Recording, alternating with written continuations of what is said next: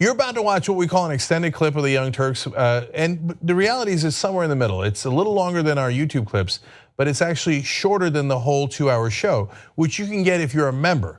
You can get it ad-free, and make sure you catch every news story we do that day. You're gonna love it as a full show. That's at tytnetwork.com/join. Thanks for watching.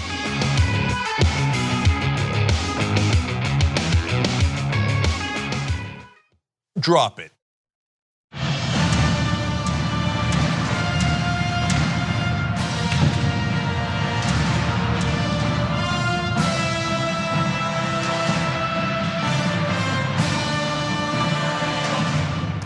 All right, fun power panel for you guys. Katie Halper's back. Hey, Katie, how you doing? All right, I'm Cenk Uygur. Francesca Fiorentini. Hey. John Iadarola. Hello. 2 Italian names, one fun, the other one a little clunky. Yeah, but she's a guest, so we're still gonna be nice to her. Oh, okay, all right. Nice play. And yet Alexandria Ocasio-Cortez just rolls off your tongue every single time. I struggled with that. It's long, it is long. But as we were just talking about off air, I can't complain. I named my son Prometheus, which is fairly long as well, to say the least.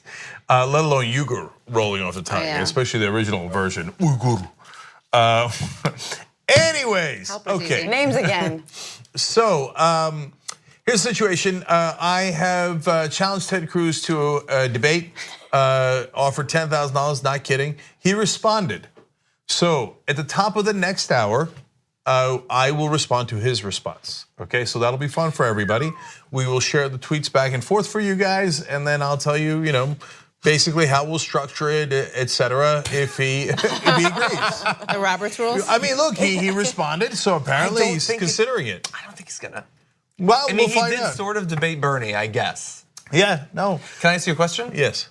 So when you initially tweeted, requesting one with him, why did you choose Ted Cruz? Ooh, yeah. So that it would be easy. Oh, but you have to wear like a face mask, because what if he coughs up one of those chunks? Remember that debate he spoke, and there was something that came like all the hatchlings that are in his mouth, usually, just spawning terrible ideas. We'll figure all that out. All right, so we'll talk about it for real in the top of the next hour, okay? So we got a hell of a show for you guys. Unfortunately, a lot of stories about race. And right when get ready to cry. But you're the ones who brought it up. Laura Ingram, and we'll talk about in the second hour, talking about demographic changes. Okay, but there's plenty to talk about in terms of the alt-right and their views on race in this hour. We're gonna get to in a little bit.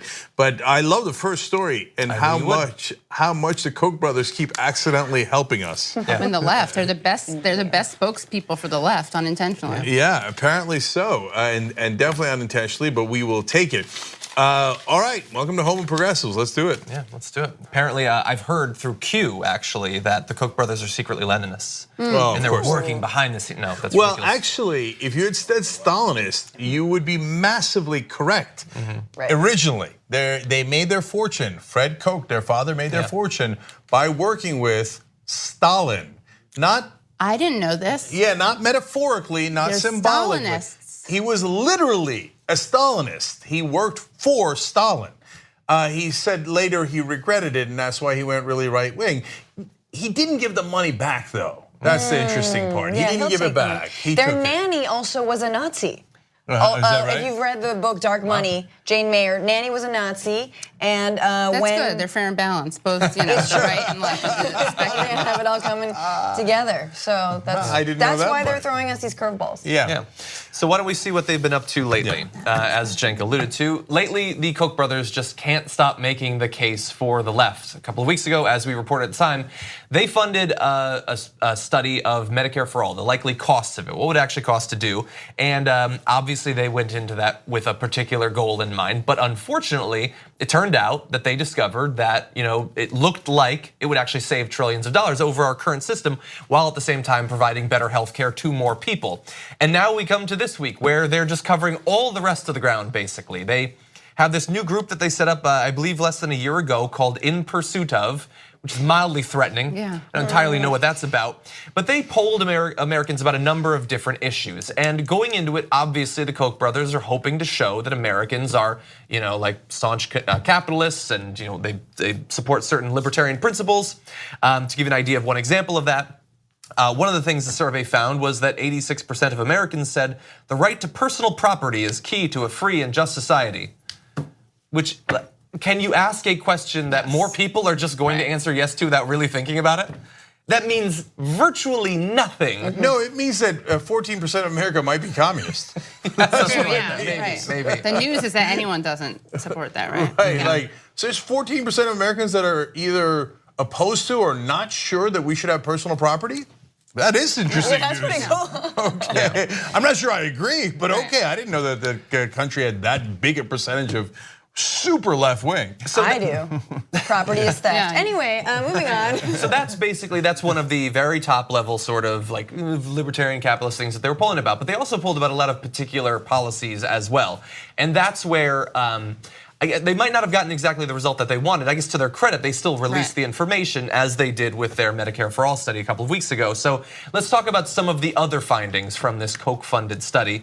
The poll found that 66% of Americans would find, quote, government-paid college tuition as either a very effective or somewhat effective solution to social barriers, and fully half of all Americans said it would be very effective.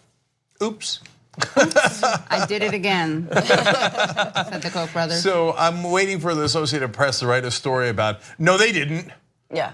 Right, so when the Koch brothers had this study about Medicare for All, and it turns out, they're like, it costs $32.6 trillion, which is actually less than what healthcare costs today. In fact, according to their own study, if Medicare paid the doctors in the hospitals what they pay now, so they actually did Medicare, we would save $2 trillion. The Associated Press had to go do damage control for the Koch brothers by saying, well, I mean, but Bernie Sanders pointing that out, it's not fair. Not fair how? And then they had to do a fact check after we sent them videos showing how wrong they were, and the fact check said, yeah, that's what the study says, but we still don't like Bernie Sanders. Yeah. Right. So I can't wait for the Associated Press to fact check this and go, even though 2/3 of the country says they would like government-funded public education, we're gonna pretend they said otherwise. Right. Associated Press, you're up. People like private property, remember that? Yeah, let's go back to the private property stuff. I think the Koch brothers are just doing this to like make sure they're not in touch with the American people.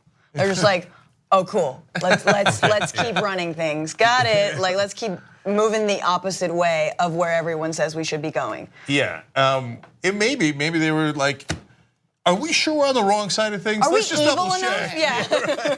All right. What else are they on the wrong side? Okay, well, here's a big one. You might have heard of this in a number of different primary elections in the cycle that we're in. A $15 minimum wage was almost as popular, with 35% saying it would be a very effective solution, 30% saying it would be a somewhat effective solution.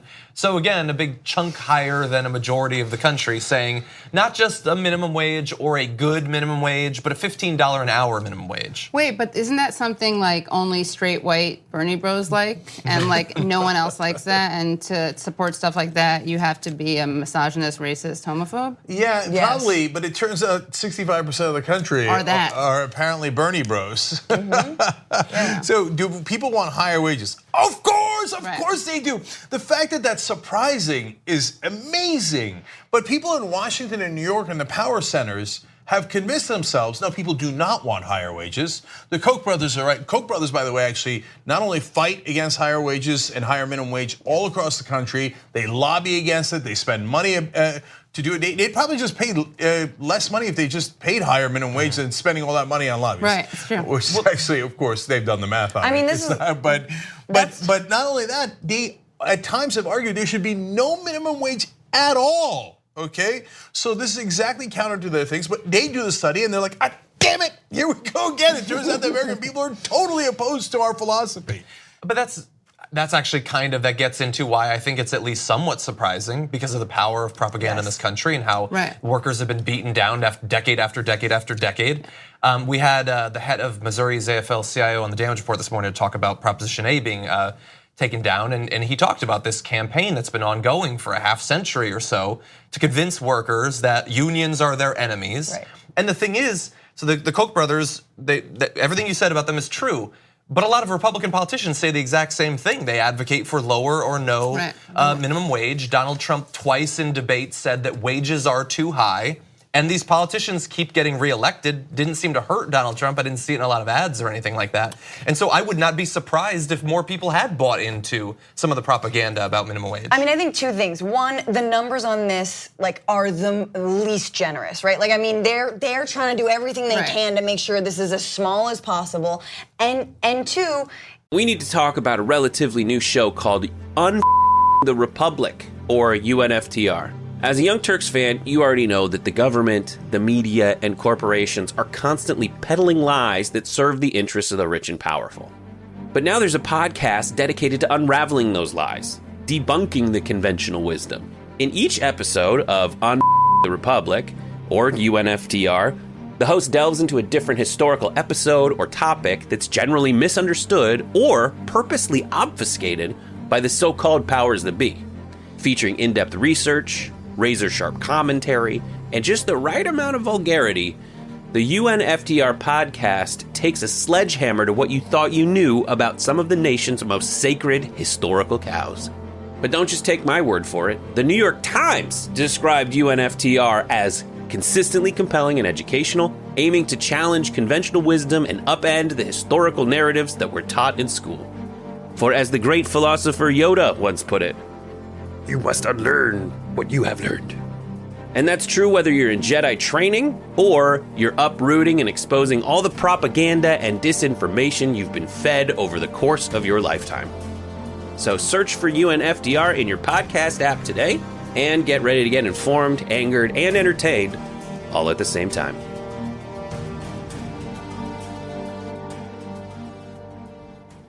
it's still breaking through. It's still, you see the majority of people do support some universal health care, minimum wage, yes, assistance with attending college, an affordable college tuition, and despite all the propaganda, despite all the state policy network, which is like an anti-union, union busting, despite ALEC, all the money that is, the American Legislative Exchange Council that funnels legislation to all different states to roll back workers' rights, that the Koch brothers finance, despite all that, this is peeking through the cracks, which means, I want another study.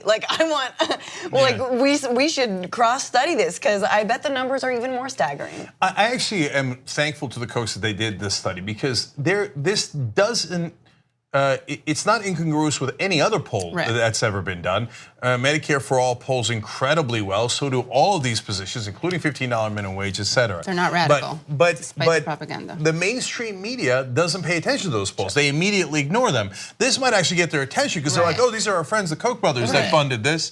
And besides that, beyond just tweaking the mainstream media, but it is a little bit of man bites dog, right? So they're like, oh, whoa, that's a Koch study, and they might, but it shows the Kochs are wrong. So that might get their attention. Maybe. And the reality is these are massively popular positions in every single poll, but yet when you turn on cable news, you hear the exact opposite as if it's true.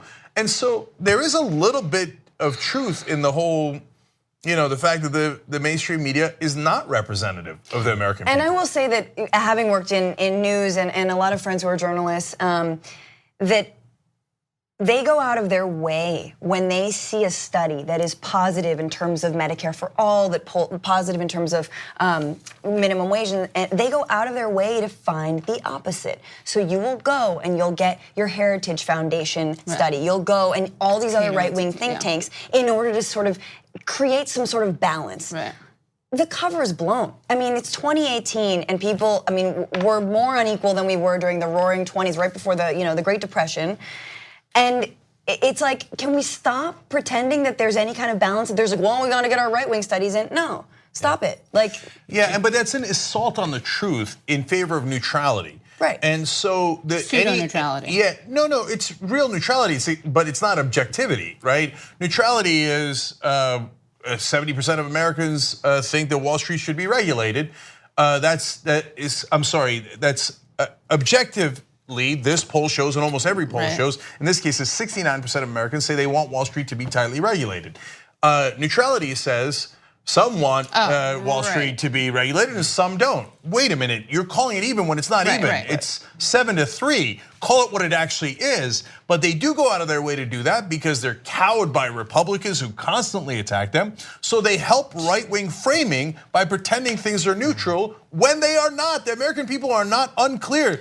So 70% of them say, God damn it, regulate Wall Street. 71% of them, according to this Koch funded study, and again, almost every poll, say we want guaranteed childcare. You say that on cable news, I guarantee you will be attacked. They'll say, oh, radical. I say, well, how are we gonna afford it? It's not practical. That seems like a radical position. Are 70% of Americans radical? Can I ask you a question? Do you think that these kinds of polls matter? I mean, sure, they matter to people like us who care, and you know, we believe in that democracy should ultimately work. But like, when it comes to, I mean, do we have to make the economic argument, which I know we have, the Koch brothers sponsored other data that showed that it was more affordable to have Medicare for all than the current system we have. There's like a moral framing and then there's a pragmatic framing. But I think why this is so useful is that it shows that when people try to hide behind pragmatism and pretend, the Kochs don't do this, but I mean, liberals do this all the time. They pretend, it's not that we're opposed to single payer, Medicare for all, $15 minimum wage. It's just that they're not viable.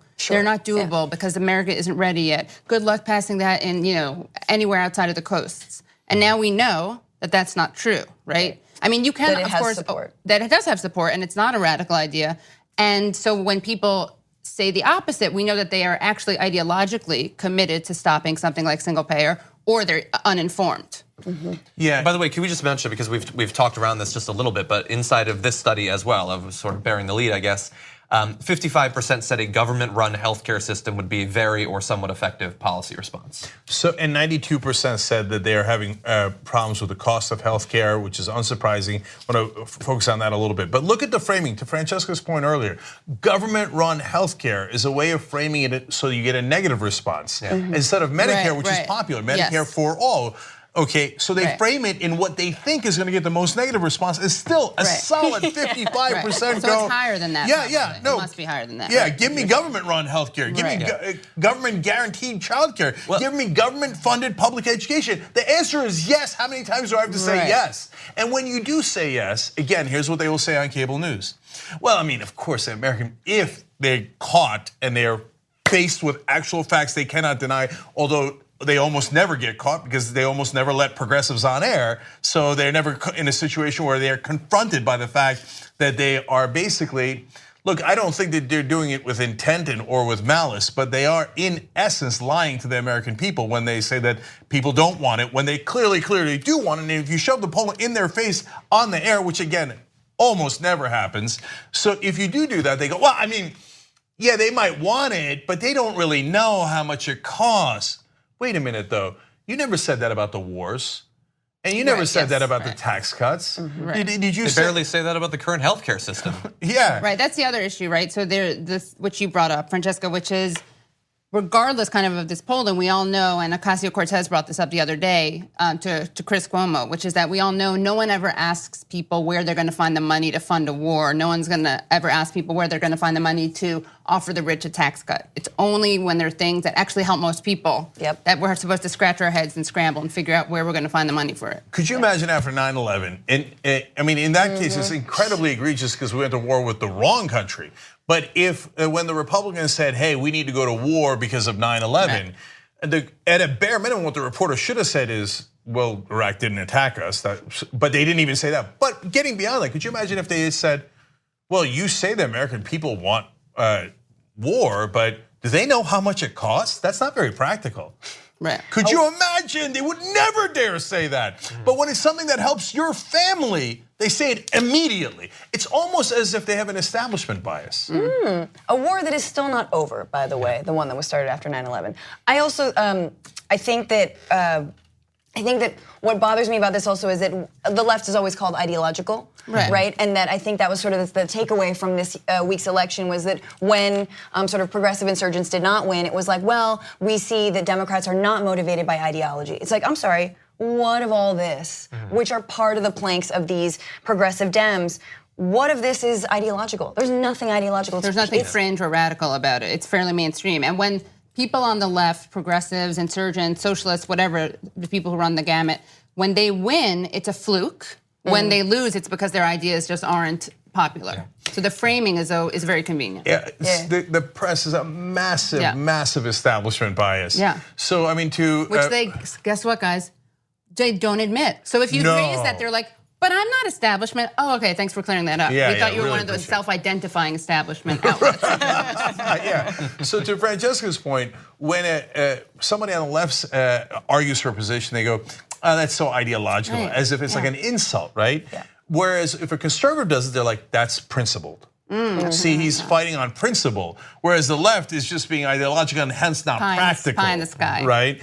So, and I want to just say, I've now interviewed, I think, hundreds of candidates across the country on Rebel Headquarters, another show that we have.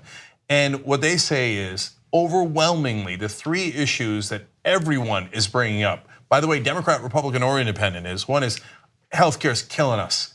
We're in constant stress over, am I gonna have insurance? Am I gonna be able to pay for it? Am I gonna get bankrupt, et cetera? Healthcare is destroying our health, okay? The state, like people again on TV have no idea how bad it is right now in the country. You knock on people's door, that's the first thing they say. Secondly is wages, for God's sake, wages. Third thing, which is actually a little bit surprising to me, not college for all, which I advocate for, but student loan debt, crushing. It's an albatross around the neck of the whole country. So these are the issues that actual Americans care about, and how often are they talked about on television? Almost never, and if you dare do it, they call you a radical. Go knock on any American's door and see if they're radical. Look at any polling, see if they're radical. Who's the radical one if 70% of Americans are on our side? At TYT, we frequently talk about all the ways that big tech companies are taking control of our online lives, constantly monitoring us and storing and selling our data. But that doesn't mean we have to let them. It's possible to stay anonymous online and hide your data from the prying eyes of big tech. And one of the best ways is with ExpressVPN. ExpressVPN hides your IP address, making your activity more difficult to trace and sell to advertisers. ExpressVPN also encrypts 100% of your network data to protect you from eavesdroppers and cyber criminals. And it's also easy to install. A single mouse click protects all your devices. But listen, guys, this is important. ExpressVPN is rated #1 by CNET and Wired magazine. So take back control of your life online and secure your data with a top VPN solution available, ExpressVPN. And if you go to expressvpn.com/TYT, you can get 3 extra months for free with this exclusive link just for TYT fans. That's expressvpn.com/TYT. Check it out today. I remember seeing Sanders at a speech, I think in New York at Cooper Union. He's like, it's not, the good news is it's not like we're a bunch of radicals out in the mountaintops, like on the vanguard. It's like, these are popular ideas, they have popular support. It's a great moment. And I think it's disrespectful sometimes when mainstream media and establishment basically, because you hear this like, well, Americans don't really care about issues, right? They're just more gut oriented. I don't even know what that means. Right, and that if you ask them an issue that they care about, they don't even know. It's just whether they support the president or not. That is so utterly disrespectful to Americans who know what they're facing and know what they're struggling with. And I think it's a total BS lie to say that if you ask Americans before elections what they care about, that they don't know. That it's just, well, I don't know, I had a sandwich for lunch. Like, no, they know. I think you're right. Their gut sandwich, gut check. Exactly, just gut check. Oh, literal. Well, Katie nailed that one. Okay, so last thing, guys. We use the TYT Army to ask Associated Press about their incredibly inaccurate story on the Medicare for All issue. And they seem to have responded because they literally said in the fact check a popular video being sent around, and you guys sent it around hundreds of times to those AP reporters. Nice. So this morning we asked the TYT Army to send my video blasting their fact check. So let's do it again. Okay, tyt.com/army to become. I did it on a lark kind of a couple of weeks ago. 1,994 people have signed up for the Army. Okay, so and we're going to keep pounding this stuff. There's more on the show about the mythology of the right wing that the rest of the press buys into about caring about deficits. Is it illegal immigrants or legal immigrants that Republicans hate? Well, Laura Ingraham confessed, so we'll talk about that as well. And thank you guys for all the members make everything possible. So tyt.com/join. Now we got to take a quick break. When we come back, we find out what the alt-right really thinks. They did a study, they answered, And the answers are both unsurprising to us to some degree, but still it is a level of shocking. So we'll talk about that when we return.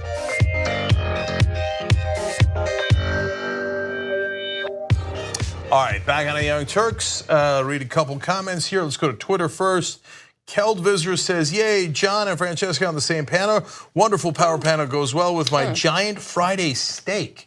Okay, all right. So I guess you guys are the steak and we're the chopped liver over here. I know, right? seriously. We don't even have to make that joke. It's already there. It's built into it.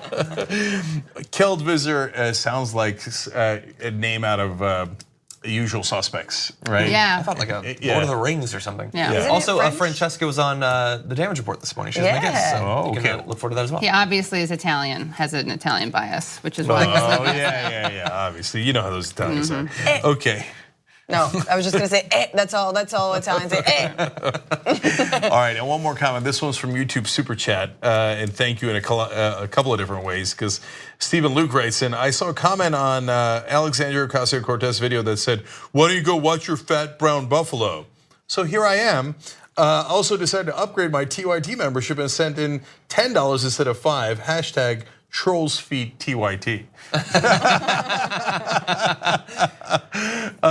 As I've said many times, you're not coming for us, we're coming for you. So, you go spread that stuff, and all it does is make us bigger and bigger. And thank you guys. And if you can do the $10 membership, that is fantastic. It makes a giant difference. TYT.com/join. Yeah. I don't even know what that comment's supposed to, like, why don't you go watch him? Well, he probably will. He probably likes you. That's what he's saying. That's not even an attack. Okay, well, I guess trolls have to start somewhere. Let's turn to some more organized trolls. American white supremacists have got a little bit of an image problem. And not just with the khakis, it's with the racism and the tiki torches and the murdering protesters and all of that. And apparently it has taken a while, but some of them, their leadership, are starting to recognize the problem that they're having in selling themselves to the American people. And so online conversations have been going on about what American white supremacists should do, what they shouldn't do, especially with this weekend's Unite the Right to protests going on. Personally, I never like sequels. I think this one's gonna be even worse than the first. I don't think the emperor's gonna strike back against them, because I think the empire supports the alt-right in this case. But let's turn to what some of the most high-profile white supremacists in the country are advising other racists on. First, we have Andrew Anglin, who runs the Daily Stormer, which I swear I've heard 5 times is out of money and shutting down, but it keeps on going. So he said, and this is one of my favorite quotes of the entire year, we cannot win a battle on the streets. We cannot win a protest movement organizational battle. We are currently winning a culture war, and we're long before the, and this is his words, kike media tricked us into Charlottesville. Just to give an idea of who he is as a person. That's who he is as a person. He's also a little bit detached, because he says we need to remain in the realm of the hip, cool, sexy, fun. We need to speak to the culture. We do not want the image of being a bunch of weird losers who march around like a-holes while completely outnumbered and get mocked by the entire planet. That is exactly what you do not want. And basically, that is what the alt-right has become synonymous with post-Charlottesville. That is the most accurate self-analysis of a member of a movement that I've ever seen. I like the way he wants their movement to basically be named after like the TLC album, Crazy Sexy Cool. We need to be crazy. Yeah. Like, did the Third Reich have that image problem? Like, we need to be cool and sexy and hip and killing Jews. Like, what is off? Like, He thinks that they're that now. That is amazing. He thinks Right. We can't lose it. We can't lose the cool. Right after he just says the K-word media tricked us I'm in. a Jew. I let you. You can use you can use kike. I give you permission. Okay, well, In this I don't like it. Only in this context. tricked only us when I'm into around. Charlottesville. I have to be in the Just room. like, tricked us into organizing and murdering a counter protester. Yeah. That was a fabulous trick that they willingly did. I mean, I personally I really like trolling the right. I will literally die to accomplish that. How twisted is your worldview if you believe that that is why the murder happened? Yeah, also, man, I mean, aren't these guys like supposed to be all alpha and butch and everything? Like, man up. You're saying you were tricked into doing this? I mean, I don't see the world with that gender binary, but they do, so just be consistent. Yeah, I mean, there's so many things here. there's so many things. So one, you guys are right about all these things. I mean, the idea of these Nazis trying to look sexy and hip, Okay, and then the whole idea we got tricked into it. So wait, if the Jews keep tricking you into everything, are you really the superior race? Okay. True facts. Okay, and then, but to me, my favorite part is really the essence of it, which I think you guys are all getting at, which is, yeah, that you are dorks and you are loathsome, and so Charlottesville revealed that. You didn't get tricked into it. You showed up. That's all you did. You showed up. Right. And this is Andrew Anglin saying, don't show up, otherwise they'll find out who we are. Yeah. That we're just a bunch of dorks, a bunch of losers, a bunch of losers that are so pathetic that we have to blame other people for our problems and be victims and cry and go, oh my God, it's not my fault that I'm a loser. It's the Jews who are so superior to us and who control everything. Well, why aren't you controlling everything? I thought you were the alpha. Right. It turns out you're not much of an alpha at all, right? So God, I wish that like Donald Trump had that kind of humility to be like, hey, base, stay home. Just, stay home. Because you're embarrassing me. Yeah. If only. I feel like Anglin has a little bit more humility. At the same time, I also feel like this is a little bit of an attempt to wash your hands before whatever might go down tomorrow when this Unite the Right 2 rally is going to take place. But I do remember he had another statement, a manifesto, of course, before the first rally, which was, it basically said, Katie, what you were saying, that like they were so emo. It was like a Goo Goo Doll song. They were just like, we feel emasculated. We have problems with women. We need therapy, guys. Like we need to, put down the whatever. What are they reading? I don't even know. Put down the 4chan. No. Not that you can put it. I don't know. They might have the 4chan tab. Mein Kampf. Put down the Mein Kampf. And get outside, talk to people. So you brought up the victim mentality. So I want to read a couple more of their quotes because we also have some psychological research in the alt-right that is just fascinating. So let's turn now to Right Realist, where I go for all of my white supremacist news. Right Realist said, nobody in the public is going to step up to defend KKK Nazi white supremacists. Our goal should be a positive, mainstream movement which champions racial, ethnic, and cultural preservation and advocacy for all peoples. Good luck with that. And since this is a Western movement, it will primarily focus on whites who are uniquely denied the right to guard their survival and advocate their interests. As much as I loved watching the Charlottesville warm-up rally, the image of an angry, torch-bearing whites chanting racist slogans is not what we are looking for.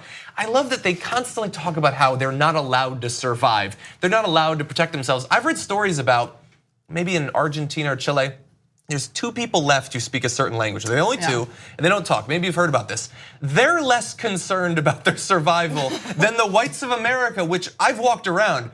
People that look like me are everywhere, and they are just deathly afraid that it could just be gone in any second. It's so fragile. Oh, yeah, but that goes to the very, very core of it in 2 ways. One is, what is the overall grievance? The overall grievance is we used to rule over you. Yeah. And it's so annoying, this whole equality thing. I don't want equality of opportunity. I don't want you to have the same opportunity that I have. And so it's not that anyone's making whites inferior.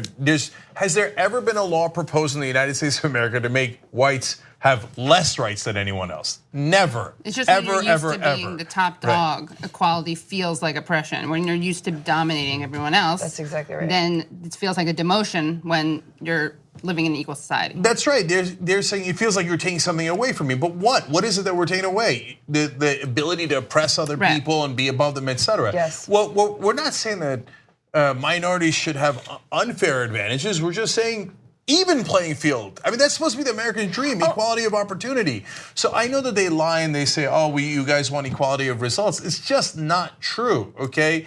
And so now the second part of it is what that guy's getting to, which is, guys, remember the subtle way to do this, the right way to do this, is to not chant the things we actually believe. Because he says in the piece that John just quoted, I loved it. I loved seeing the blood and soil chant. That's the one he was referring to, the warm-up rally where they had the tiki torches and were chanting literal Nazi chants, right? But we're scaring people with our hatred. Yeah. Right, and he's like, the better way to do it is to fight for the same exact things, but do it more subtly so that 2 things happen. One is that we don't seem like extremists, even though we are extremists.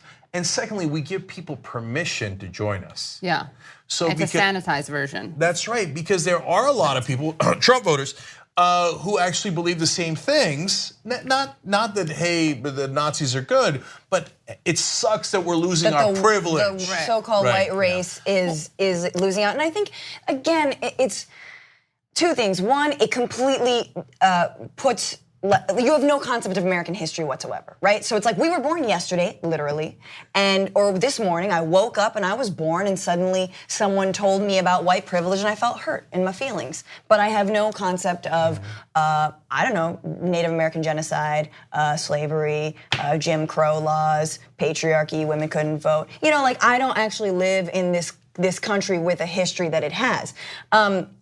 And I think that you were speaking of that in terms of like it feels like oppression to them. And I think culturally, it's like, homie, go play ultimate frisbee, dude. Go play magic cards. I don't know. There's tons of culture for you. Just because you heard that maybe James Bond might one day could not be white, and like you don't like the show Blackish, that doesn't mean that you're irrelevant. You're very relevant. Trust me, you're relevant. Just don't wear the khakis. You guys look like you're in a fall into the Gap ad, except you were never allowed to leave that room.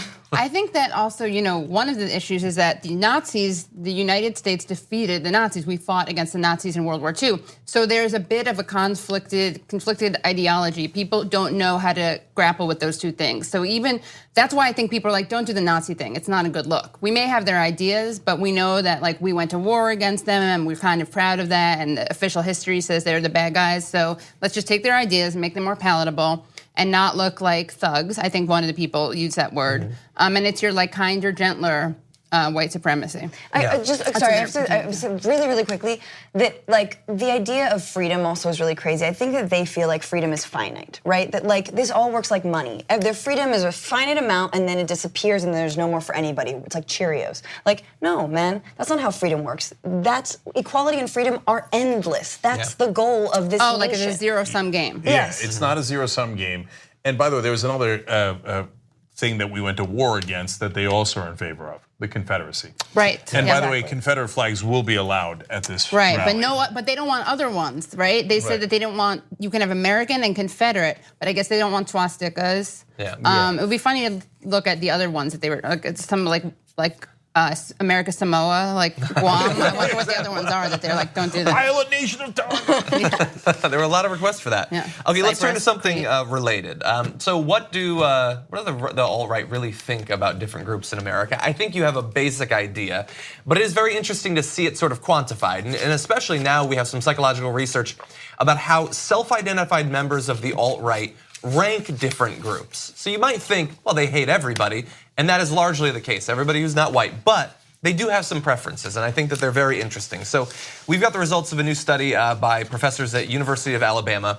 And if you can bring up graphic 10, you're gonna see a really interesting new way to get to the core of what people think about different groups. You're gonna see a little picture with some bars.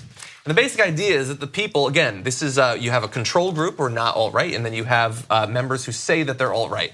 And they have this little thing here where they're supposed to grab those sliders for each one. So for instance, for Swedes, how evolved do you think this group is? And the more to the right you put them, the more evolved you think that they are. And they get this for a whole ton of different groups and individuals. And here is how, again, self-described members of the alt-right ended up ranking different groups. They rated Muslims at a 55.4 out of 100, bear in mind. Democrats at 60, black people at 65 roughly, Mexicans slightly higher. Journalists are even lower, they're down below Democrats, they're at 58%. Jews at 73, feminists at 57. So to give you an idea, I would not have expected this. They actually prefer African Americans to journalists. They prefer Jews to feminists, actually by a significant chunk, which is really interesting. I'm a feminist journalist, so I'm a feminist Jewish journalist, so I don't know. I'm like totally devolved. I'm like, I'm pre. I'm actually hanging in there because they, believe it or not, they have Turks. Yeah, I know. Here. They say it's interesting. Yeah, at 63.88%. Right. We are right underneath black people. but above Democrats. That is interesting. We're between blacks and Democrats. Yeah. Okay? Also, shout out to these racists for knowing that Arabs and Muslims aren't the same. There you go. Right? I mean, I'm sure they didn't come up with the categories, but And don't ask them for more specifics than that. But I just got to say 2 more things though about the racial categories because I'm so deeply amused by them. Guess which nation scored fairly well? The Russians. They were fairly high on that standard. Yeah. But above the Russians and above even Christians and certainly women is Swedes. Now, how is that for ironic? Because the Swedish are quite socialist. Right. So it isn't about ideology. It isn't about politics. The Swedes are about as socialist as you get. But they're also about as white as you get. Well, that's why the Swedes aren't at 100. You could get to 100 if you took out the socialism. Now, I want to give you a point of comparison for the alt-right. You got those numbers for all those different groups. White people were scored at 91.8%. So even they don't think that us whites are fully evolved necessarily, but far higher than others. And the comparison group, these are people that are not members of the alt-right. They score all groups in the 80s or 90s on average. So the alt-righters were nearly a full standard deviation more extreme than others. And hold on really fast, before commentary, I have just 2 individuals that I think are really interesting. So Donald Trump was actually put on there. He's at an 82 in evolution, by the way, which means extremely involved. Extremely involved, but not as much as other white people in general, which I think is really interesting. Yeah. It's lower than that. And do you know, I think the lowest score any person or group got, Hillary Clinton actually at 54. No, my favorite is Hillary Clinton came in last, right below Muslims. Right. She's worse than Muslims. Less evolved That's than what Muslims. I don't get. Like, I thought she would be seen by them as kind of like too evolved. You know what I mean? Like a she's lizard. a feminist, like a lizard or something, or like something unnatural. I didn't think that they would categorize her as kind of like a prehistoric figure. This whole study is such... I know, but I guess she's unnatural, but I see them as the way that they see her as almost like beyond. Like an evil No. mastermind. She's the chupacabra. She's the rice chupacabra. She doesn't really exist, and she just exists in their imagination. This whole thing is BS. If you responded to this, you are this like least evolved state. I'm sorry, this is you. Because can you imagine? You saw the people who weren't so-called in the alt-right. And they were all like, I don't know, 80 or 90 for all of them. Why are you asking me about Hillary Clinton? And then the alt-right's like, okay, yeah, I know exactly what I'm gonna say, Like, just come on. Government employees also. I know, what was the number on that? Government employees was 70%. By the way, yeah, they I'm don't like glad we're government talking employees. And Republicans who refuse to vote for Trump is 69. That's a hilarious. Yeah. By the way, the correct answer, even the regular people who answered this answered it obviously too low. The correct answer is 100 for each category. It doesn't mean what they think it means. If they asked me this study, I'd be like, is this a trick question? Right. Yeah, they're all Homo sapiens, 100. I hope they got like an Amazon gift card for answering this or like something. They did, didn't they? I think they picked the study on Amazon. That's how they lured people to. Yeah. You know what would have been hilarious if they put Homo sapien on the list? It's like probably, no, they're not involved at all. The gays are unnatural. And I'm sure that the scientists know this, but it doesn't even mean anything to say how evolved is something. It's not like someday if we work really hard, we're gonna hit evolved. Right. It's an ongoing process that the people responding to this probably don't believe it anyway. So Right. Isn't the whole thing a myth?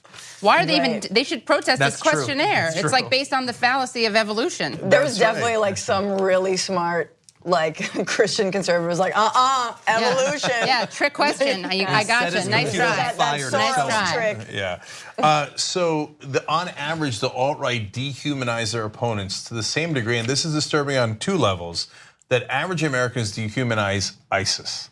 So it's scary that the alt-right views the rest of us like ISIS, but it's also scary that we dehumanize anyone. So now look, ISIS is a terrorist group and they do terrible, terrible things, and you want to defeat them. That makes all the sense in the world. So do we, right? But we do have a tendency to dehumanize all of our opponents. And so what would make more sense is figuring out their rationale so that you could defeat them in a both more efficiently and thoroughly, and starting to dehumanize any human being goes down a dark, dark path, which makes it easier and easier to bomb people near ISIS. Exactly. Right, that's the irony, is that it is partially because now what's interesting is that you have these alt-righters who embrace their dehumanization. They don't have a problem saying how devolved someone is. And as is said in this article, some psychologists are worried that there's the effect of kind of self-censorship. Who's going to say, I view this person as this dehumanized or that dehumanized? But the real issue, one of the issues, is that, of course, there's all this propaganda that's used to justify our invading, our bombing, our droning other countries.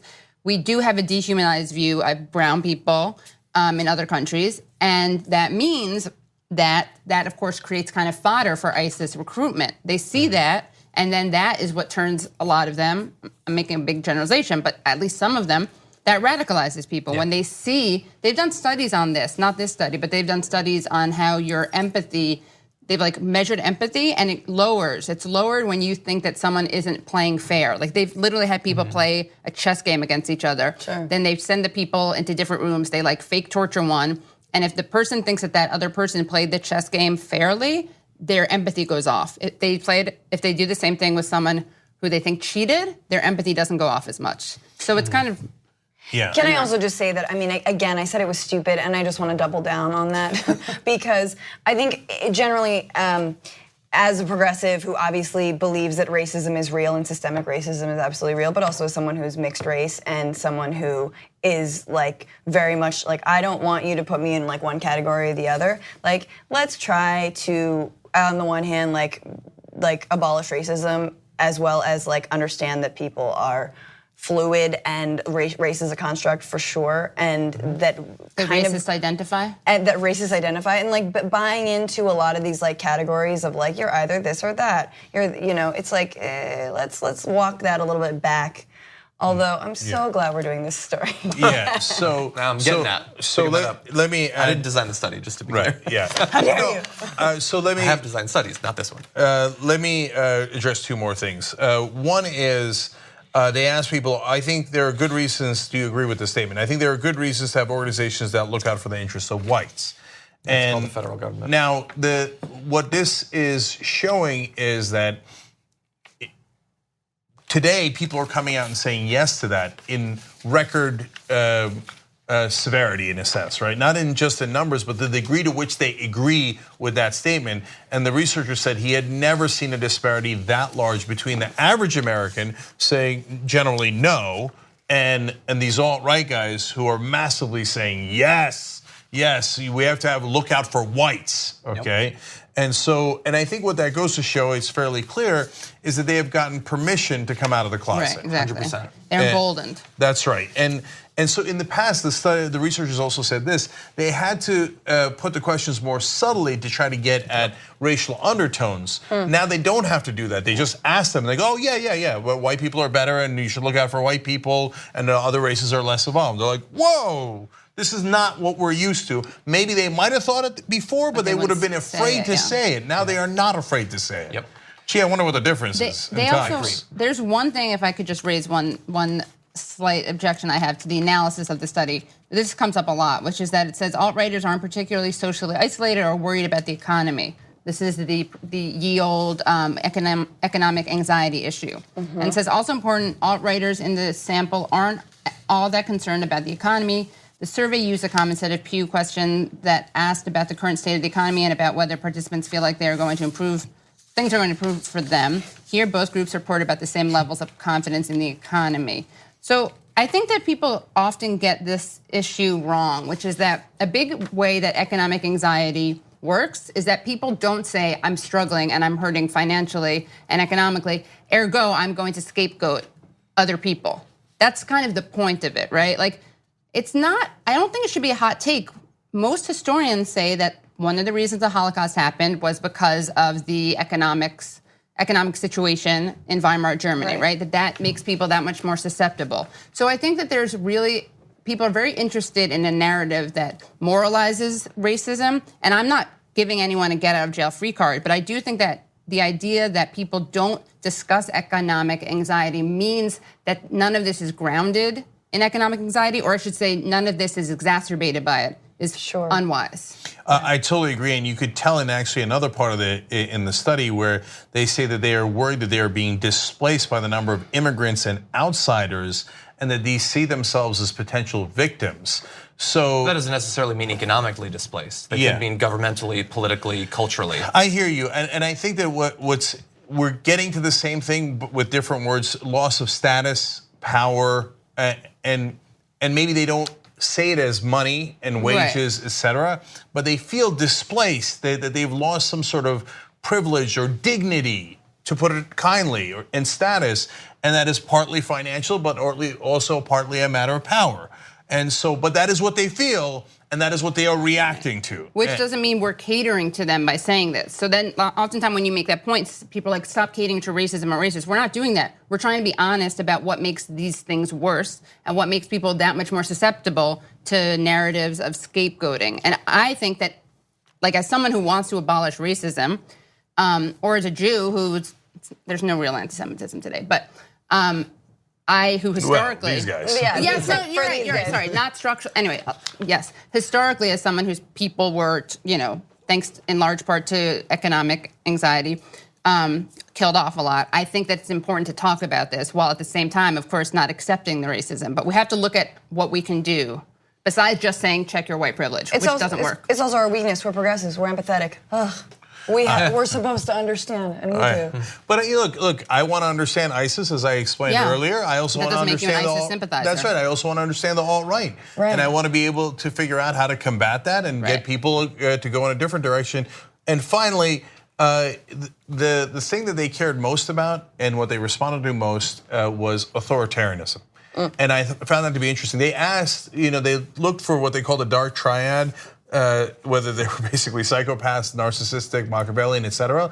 And they were, but are they single? only. But I love this, the dark triad. Right. But only somewhat higher levels than average. What really ranked super high was deference to authority figures, strong leaders, etc. And that is, this is the extreme right wing, but it is a right wing frame of mind overall, not end of the spectrum of bow your head. So there's this weird dynamic of I want to be superior, but I'm afraid the Jews rule us all. Then I don't know how you are superior, right? That's part. And anti-Semitism is a huge part of this, right? And then the second thing is I want to be superior, but I want to make sure there's a strong leader I can bow down to. It's a fascinating stew. It hurts to think too hard. I think for me. I should also clarify, there is anti-Semitism. It doesn't exist as it used to exist. So people don't think I'm being a total weird, self-loathing Jew or idiot or something. Right. Of course. Unfortunately, it exists at some of the highest levels now, and it is making a comeback. Right. Yeah. And that's what we have to look out for here. Okay. All right. We got to take a break, guys. We'll be right back. Thanks for listening to this podcast. You're only halfway through, so hold, stay right here. Just want to remind you, if you want to get all 5 segments of the Young Turks commercial free, these are just 2 of them. Every day we do it. So go to tytnetwork.com/join. And you get the whole 5 segments, 2 hours, ad-free. Do it now.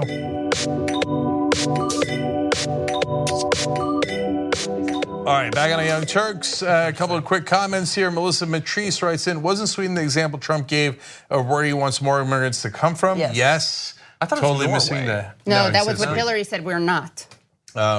So missing the irony entirely. Jeff says, obviously feminists are low on the alt-right evolution score sheet because they're afraid of women, especially strong women. That's also true. Lars Nilsson writes in from Sweden.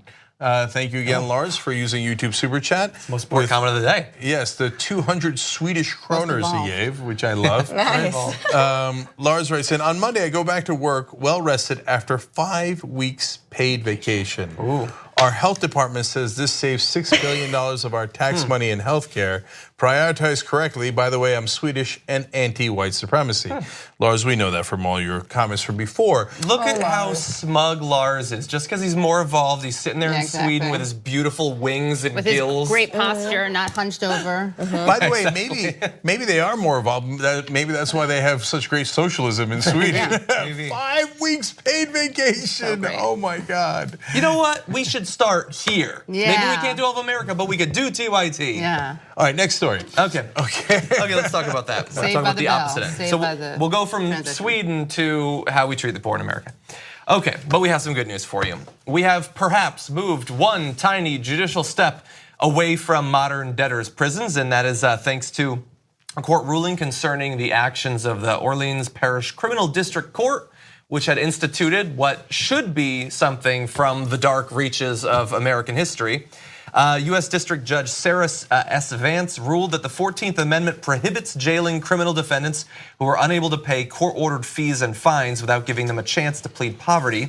Vance found that the parish we were talking about has a practice of issuing fees while ignoring criminal defendants' financial states and jailing them when they fail to pay. So an OPCDC, that's the parish judge, named in the suit estimated that 95% of criminal convicts in the parish cannot afford an attorney, putting them at risk for being jailed upon failure to pay. And for reasons we'll get into in just a little bit, they seem fully aware of the consequences of this policy that they're setting up, how they will personally benefit from it, and how obviously the poorest among us will end up in jail. Where, by the way, if you're the sort of person that can't afford to pay for an attorney or for your fines and fees, you are at least prepared to spend extra time in jail, probably losing your job, maybe losing your apartment. If you have a business, you'd be losing that as well. Yeah.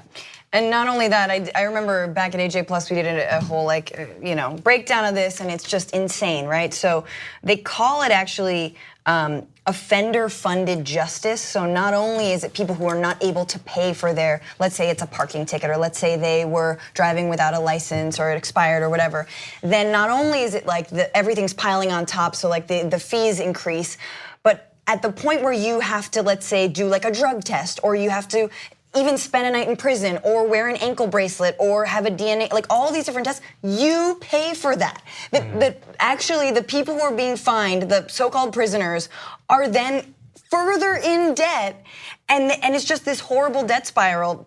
And there are, on top of that, probation companies, like privatized probation companies, everyone's just making a killing off of the 14th Amendment not being applied and observed, and then another Supreme Court ruling in '83 that doubled down on that. So this is a huge benefit. I mean, but we're talking 40 states have debtor-funded justice or offender-funded justice, which the judges get they get rich off of. So Vance has ruled now, changing the policy, that now judges who directly benefit from fees cannot order payment or determine who's unable to pay. They had the fees were being collected each year, put into this big fund, and then the judges were using that for benefits, paying for staff and things like that, which is just about the sickest thing I could imagine. Such an open conflict of interest. Yeah, so I mean, if you can't quite believe what we're saying, let me just be clear. The judge says, okay, you have to pay fines, and those fines go towards not just the staff salaries, but to extra benefits for the judge, which of course gives them an incentive to put more fines and fees, and also gives them an incentive to imprison you so that there's more consequences for you not paying those fines and fees that goes straight into sometimes literally his pocket. I mean, you can't find a bigger conflict of interest. So this ruling is really important, and I hope that it gets upheld, and it does follow Supreme Court precedent. They were using a loophole to try to get around it. And so that leads to two more things about this that's really important. I have to confess that I had a little bit of privilege here. So, for a long time, I was very poor as a struggling talk show host, etc. But my family's okay. It's the upper middle class. They're not rich, but we lived in a nice suburb off of New York, etc. And we never had, if I went to prison, I never had to worry whether my dad was gonna bail me out or not. He'd find a way to bail me out. And so I never understood enough to what degree we put poor people in prison for being poor. So, and there's a couple of different ways that you do that. One is bail. So if you're rich or middle class, you have enough money for bail and you're free to go until your trial. If you're poor, you sit in prison even though you haven't been convicted. So that's an absolute outrage, and that needs to be reformed. It's because it's not about the crime. It's about whether you are poor or rich. That's the only reason why you're in jail. Because if the crime was bad enough, they'd say you can't get bail, no matter or you're what. a danger, or you're a flight risk, right? That's a different category. Bail is just to theoretically incentivize you to come back. For a rich person, $5,000 bail is nothing. That is not an incentive at all. For a poor person, $5,000 bail is totally unpayable. And that means you're gonna sit in prison sometimes years before you get to this. And now there's these fines and fees. And then the second part is, a lot of private companies buy the fines of the government. Now, why do they do that? One, they're gonna hound you till the rest of your life to collect that. But secondly, they then get the power to imprison you. They cannot imprison you for a private debt, but they can imprison you for a public debt. So they buy public debt knowing that they could use the justice system to take away your freedom to pay them money. So so that kind of oppression of the poor and some portion of the middle class, just like micro vulture capitalism. Also, people will plead guilty to things that they're not guilty of because they can't afford to sit in, like during the trial. Absolutely. So there might be a situation that this happens all the time on Rikers Island. Yeah. Actually, Ocasio-Cortez partly ran on this in her campaign because Rikers Island's in her district. Where you go to a prosecutor might go to a poor defendant and go, look, man, you confess whether you did it or you didn't do it, and you're going to get 3 months. If you don't confess, it's going to take you a year to get a trial. I mean, think about, so the guy thinks, well, I mean, rational person doesn't want to sit in jail for a year, no matter what, even if they're perfectly innocent. But then you have to admit that you were guilty, and then that's on your record, and then that cycle of poverty continues.